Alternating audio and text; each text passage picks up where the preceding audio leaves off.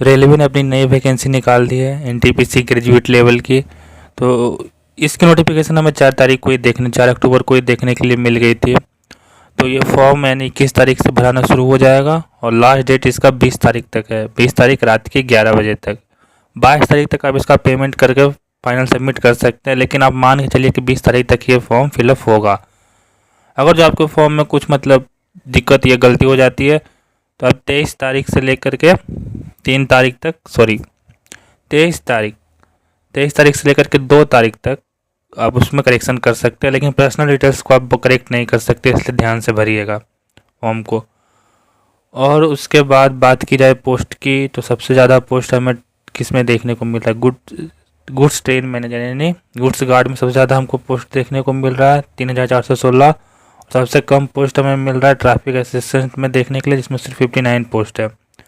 Medical standard आप सब देख सकते हैं किस लेवल का मेडिकल स्टैंडर्ड खोज रहा है।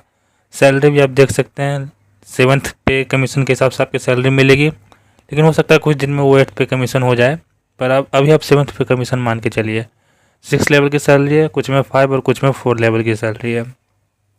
आगे देखें इस चीज़ के बारे में, तो यहाँ पे आपको डेट 1/1/2026 तक जो आपका एज रिलैक्सेशन जो भी आप मतलब चूज करोगे OBC ST SC EBC EWS, उसमें जो एज का जो मैक्सिमम आपको जो चेक किया जाएगा वो 1/1/2026 तक में आपका एज पूरा होना चाहिए। 18 साल 33 साल जो भी है इसी डेट को आप मान कर चलिएगा। आगे की बात की जाए तो ऐसा तो कुछ है नहीं नोटिफिकेशन में देखने के लिए, बाकी सब पहले जैसा ही कॉमन है, लेकिन फिर भी हाँ तो ये मतलब जिन लोगों को मेडिकल, हाँ ये जी मेडिकल के लिए है, जिन लोगों को मेडिकल देखना है अपने हिसाब से देख लीजिए। जैसा कि आपने यहाँ पे पढ़ा होगा हर एक पोस्ट के लिए अलग अलग मेडिकल अलाव है।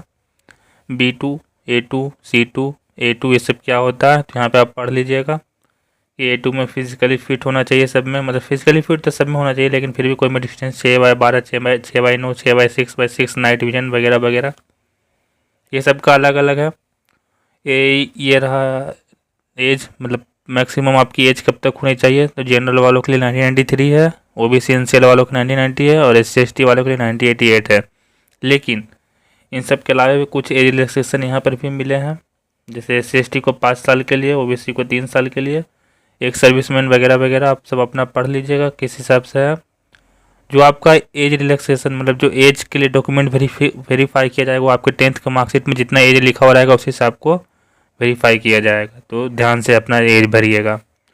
आगे की बात करें फीस की, तो सारे कैंडिडेट को 500 रुपये फीस, बॉयज़ और जनरल वाले को और ओबीसी वाले को 500 रुपये भरना पड़ेगा। लेकिन जैसे ही आप CBT 1 में अपीयर होंगे आपको 400 रुपया वापस किया जाएगा। हालांकि 400 रुपये नहीं वापस किया जाता है, कुछ 10-12 रुपया आपको GST काट करके 388 रुपये के आसपास एग्ज़ाम में अपीयर होने के 3-4 महीने बाद आपको वापस कर दिया जाएगा। और गर्ल्स को और SC/ST को 250 रुपया पेमेंट करना होगा। जब वो लोग NTPC स्टेज 1 में अपीयर होंगे तो उनको 3-4 महीने के बाद 250 पूरा पूरा वापस कर दिया जाएगा, लेकिन अगेन GST काट करके। बाकी आगे का देख लेते हैं, आगे का तो कुछ होना ना चाहिए ऐसा, पर फिर भी हाँ ये एग्ज़ाम पैटर्न है।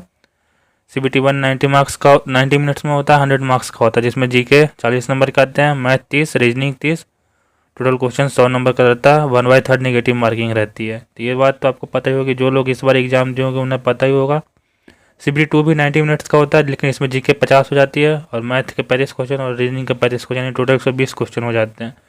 यहाँ पे टोटल 100 क्वेश्चन थे, यहाँ पे टोटल 120 क्वेश्चन हो जाते हैं, लेकिन टाइम सेम रहता है। तो ध्यान रखिएगा CBT 2 में आपको सेम टाइम में ज़्यादा क्वेश्चन बनाने हैं।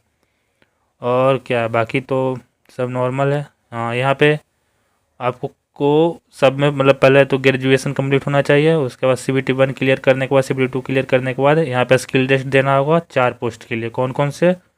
सीनियर क्लर्क कम टाइपिस्ट, जूनियर अकाउंटेंट असिस्टेंट कम टाइपिस्ट, और बाकी जो नीचे 2 पोस्ट है स्टेशन मास्टर और ट्रैफिक असिस्टेंट। इन सब के लिए एक कंप्यूटर बेस्ड एप्टीट्यूड टेस्ट होगा इन दोनों के लिए, और ऊपर जो 2 पोस्ट है उनके लिए टाइपिंग टेस्ट होगा। Typing test I think 35 word per minute के हिसाब से होगा, बाकी कम ज़्यादा होगा तो आप नोटिफिकेशन पढ़ लीजिएगा अपने पोस्ट के हिसाब से। यहाँ पे वही सब नॉर्मल है कि साथ में ग्रेजुएशन की डिग्री होनी चाहिए रिकॉग्नाइज यूनिवर्सिटी इंडिया से, और बाकी ये 2 पोस्ट में आप देख सकते हैं हिंदी इंग्लिश के लिए टाइपिंग होना चाहिए, कंपलसरी है। और बस बाकी नोटिफिकेशन ख़त्म। बाकी जोन बाय जो वैकेंसीज़ है वो चेक कर लीजिएगा अपने हिसाब से, इस बार का कट ऑफ चेक कर करके। जहाँ सबसे ज़्यादा वैकेंसीज ना सबसे कम कट ऑफ गया होगा, उस हिसाब से अपने हिसाब से भर लीजिएगा। Thank you.